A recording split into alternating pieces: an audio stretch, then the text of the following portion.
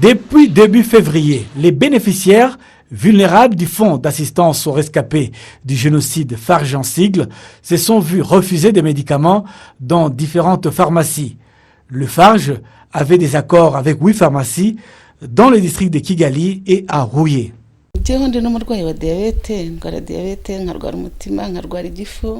J'ai passé toute une semaine sans médicaments. J'avais aussi l'habitude de les obtenir de manière irrégulière, parfois aussi incomplète, car vous obteniez de l'insuline et pas d'autre. Vous obtenez un médicament et ne réussissez pas à obtenir une pompe à sang. Toute une semaine maintenant sans médicaments. Hier soir, mes enfants m'ont amené à l'hôpital vers 23 heures, dans un état critique. Vous ne pouvez pas souffrir de diabète et passer toute une semaine sans médicaments. Je me demandais maintenant si je n'avais pas contracté l'hépatite.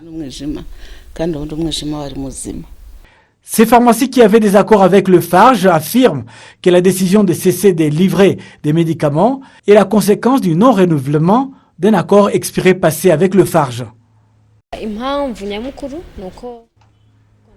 La raison principale est que l'accord que nous avons conclu avec le FARJ en matière de distribution des médicaments aux bénéficiaires a pris fin le 15 février. Cet accord dure 12 mois. Quand il expire, nous attendons une publication de notre appel d'offres et ainsi renouveler l'accord. Et lorsque vous remportez l'appel d'offres, vous continuez à travailler avec eux. Il n'y a pas d'autre raison cachée. Le directeur général des FARJ a expliqué que la refonte de l'accord et la restructuration du nouveau plan visait à inclure d'autres pharmacies dans le nouvel accord, raison de ce retard.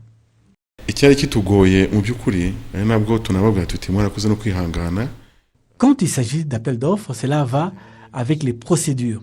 Il faut le faire conformément à la loi pour obtenir des prix en fonction des experts du gouvernement. Deuxièmement, il est également difficile de trouver des pharmacies et choisir celles avec lesquelles nous allons travailler. Nous vous assurons que vendredi prochain, nous allons signer des accords avec ces pharmacies et que, à partir de lundi, mardi, nous poursuivrons des services à l'État. Mais nous pourrons également nous rapprocher de ceux-ci.